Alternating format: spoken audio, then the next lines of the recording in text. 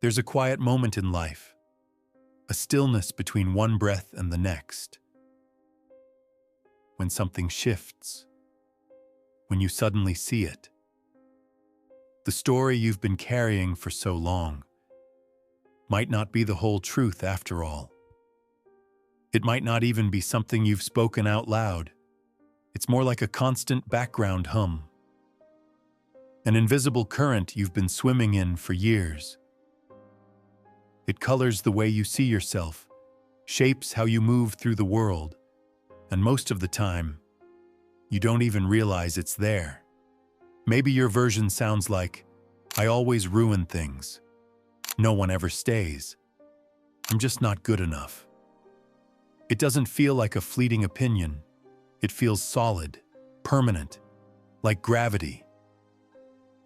An unspoken law that's been etched deep into the architecture of your bones. But here's the thing. It's not a fact. It's a story. One you didn't sit down and write, but one you've been living inside for years, maybe decades. And stories like this, they're never born out of nowhere. They're shaped in the pivotal, quiet, unforgettable moments of our past. Moments that landed with more weight than our younger selves could carry. When love was withheld, the story became, "I must be unlovable." When someone disappeared without explanation, the story became, "People always leave me." When telling the truth brought punishment instead of safety, the story became, "It's safer to stay silent." We didn't create these stories because we wanted to.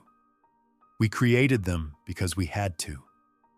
They were survival maps, blueprints for finding our way through a world that at the time didn't always feel safe. And in that season of life, they worked. They kept us from asking for too much. They kept us from stepping into situations that might hurt us again. But here's the catch. If you never update the map, it will keep leading you to the same dead ends. We grow older. We leave the houses where the hurt began.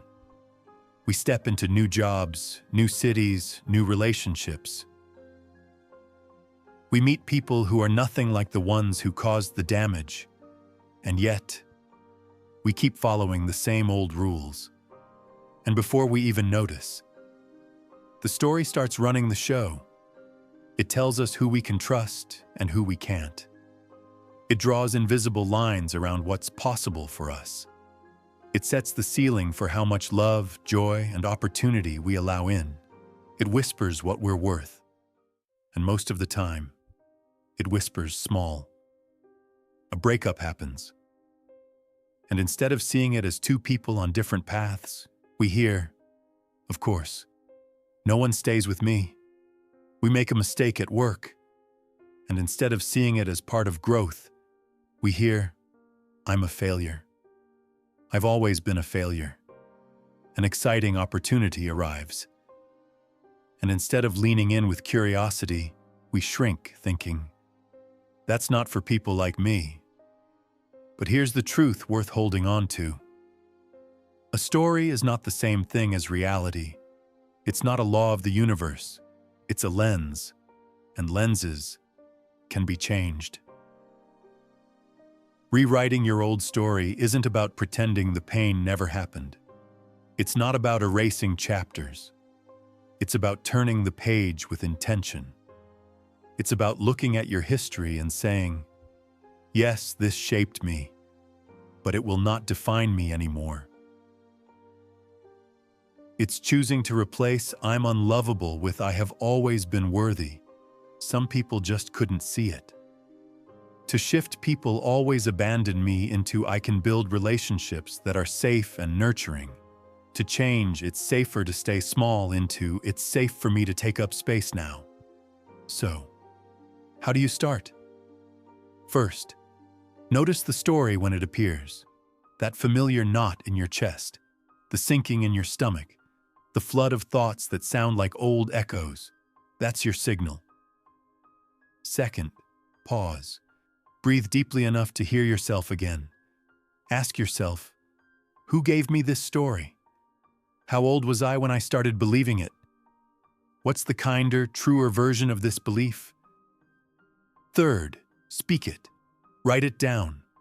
Say it aloud until your own voice feels safe to you again.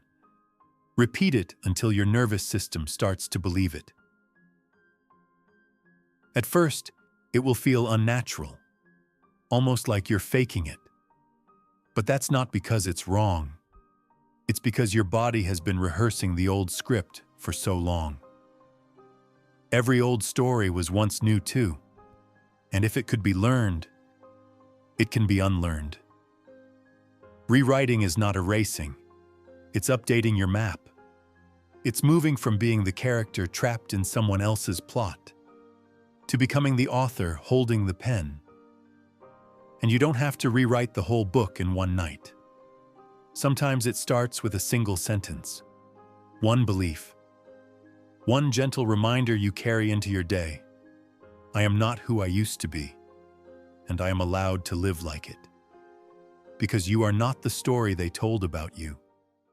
You are not the words you whispered to yourself in the dark. You are the author now.